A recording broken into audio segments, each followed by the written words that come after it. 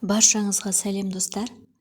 Бүгін домашний сметана жасайтын боламыз. Яғни үй жағдайында айран ұйытатын боламыз. Көріп тұрғаныңыздай осындай қою дәмді болады. Қолдың айранын аңсап жүргендерге міндетті түрде жасаңыздар. Ешқандай қиындығы жоқ.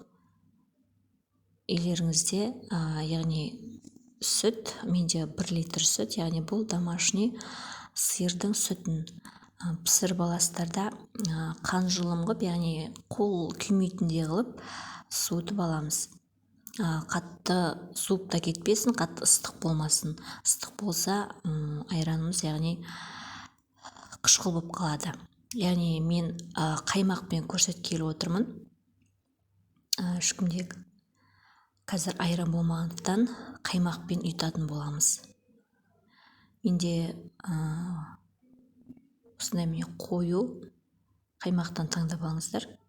Менде екінші айранда бар. Міне осы қаймақпен ұйытылғаны осындай болып үйді. Міндетті түрде қасық, яғни ағаш қасықпен ұйытыңыздар. Айранды қаймақты ағаш қасықпен салыңыздар. Сол кезде қою болады. Әрқайсысы енді әртүрлі ұйытады. Біреуі қасықты айранға салып қояды. Өйткені ішіндегі сүттің артық суын сол қасық тартып алсын деп. Осылай қаймағымыздың кішкене ғана бөлігін салып, жақсылап араластырамыз.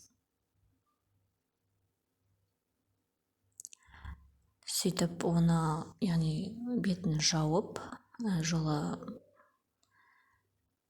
жылы жерге қойып қоямыз. Егер таңғы уақытта ұйытатын болсаңыздар, міндетті түрде кешкі уақытқа дейін қимылдамай, яғни жылы жерде тұрсын, сол кезде қою болып шығады. Егер кешкісін ұйытсаңыздар, яғни түнге жақын ұйытсаңыздар, азанға дейін ұйып тұрсын, сол кезде қою әдемі болып шығады, дәмді болып. Егер ұйығанын, яғни байқасаңыздар, яғни басы бірігіп қоюланса, оны бірден холодильникке салып қойыңыздар. Сол кезде әдемі болып шығады. Бірден араластырып, яғни пайдаланбаңыздар. Холодильникке салып қойыңыздар. Осындай қою тәтті айран болып шығады. Кез келген тамақпен болмаса, өзін де пайдаланып ішуге болады. Ас болсын.